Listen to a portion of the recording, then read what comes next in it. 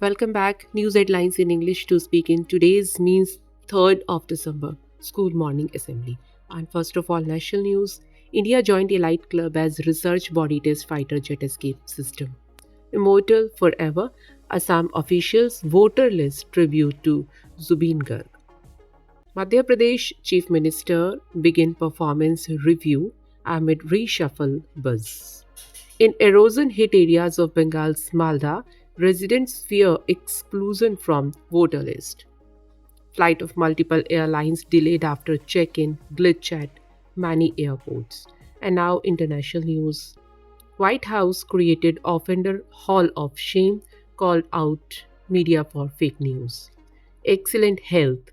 White House released Trump's MRI report. We understand there is pressure over India, Russia on US tariffs. Expired park relief to flood hit Lanka sparked outrage as death count rose. Now, sports news. Kohli's U turn after refusing to play Vijay Hazare Trophy, BCCI convinced star. Junior Hockey World Cup. India beat Switzerland, set quarter final with Belgium. Now, news related to business.